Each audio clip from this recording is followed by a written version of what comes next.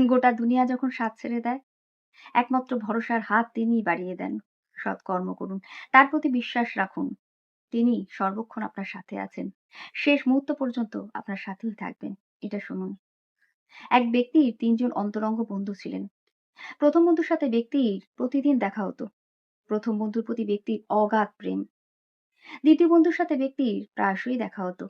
২য় বন্ধুকেও ব্যক্তি অনেক ভালোবাসতেন। আর ৩য় বন্ধুর সাথে ব্যক্তির কখনো বা দেখা হতো। বলা যায় ৯ মাসে ৬ মাসে একবার। তো একদিন ব্যক্তির উপর অপর এক ব্যক্তি শক্তপোক্ত একটি মামলা করে বসলেন। ব্যক্তির বিরুদ্ধে অভিযোগ আনলেন।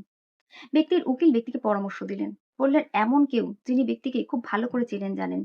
তিনি যদি ব্যক্তির হয়ে সাক্ষী দেন তাহলে ব্যক্তি মামলা থেকে নিষ্কৃতি পেতে পারেন। তার বক্তব্য ওই ব্যক্তিকে নির্দোষ প্রমাণ করতে পারে। এই কথা শোনা মাত্র ব্যক্তি দ্রুত ১ম বন্ধুর কাছে এলেন। তিনি সবকিছু ১ম বন্ধুকে জানালেন। বললেন তোকে আমার হয়ে সাক্ষী দিতে হবে। ১ম বন্ধু দুঃখ প্রকাশ করলেন। বললেন আমার খুব খারাপ লাগছে। বিষয়টা অনেক খারাপ। কিন্তু আমি দুঃখিত।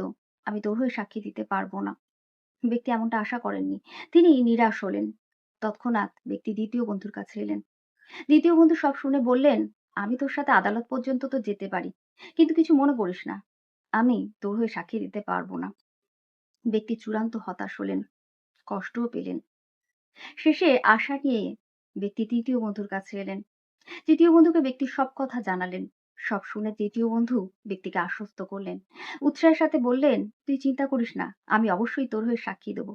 আমার সাক্ষীতে তোর বিরুদ্ধে অভিযোগ ভুল প্রমাণ হবে। তুই নির্দোষ প্রমাণিত হবি।" ব্যক্তি নিশ্চিন্ত হলেন। স্বস্তির নিঃশ্বাস নিলেন। হ্যাঁ বন্ধুরা, গল্পে ব্যক্তির এই ৩ বন্ধু আসলেই আমাদের প্রত্যেকের বন্ধু। এই ৩ বন্ধু কারা জানেন? ১ম বন্ধু ধন-সম্পদ। যাদের সাথে আমরা আষ্টেপৃষ্ঠে বেঁধে আছি, যাদের চিন্তায় আমরা সর্বক্ষণ মগ্ন, যাদেরকে আমরা অনেক ভালোবাসি। কিন্তু বিপদে ধন-সম্পদ আমাদের সাথ দেবে এমন কোনো নিশ্চয়তা নেই। ২য় বন্ধু আমাদের আত্মীয়-পরিজন, যাদেরকেও আমরা অনেক ভালোবাসি। কিন্তু অসময়ে সময় বিশেষ তাদের সাথও পাওয়া যায় না। আর ৩য় বন্ধু সৎকর্ম। স্বয়ং পরমপিতা ঈশ্বর, যিনি আমাদের সৃষ্টিকর্তা।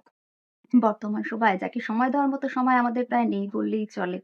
কখনো, কখনো আমাদের মন মস্তিষ্ক থেকেও তিনি হারিয়ে যান। কিন্তু তারপরেও যখন গোটা দুনিয়া আমাদের সাথ না দেয়, তখন ভরসার হাত, সাহায্যের হাত তিনিই বাড়িয়ে দেন।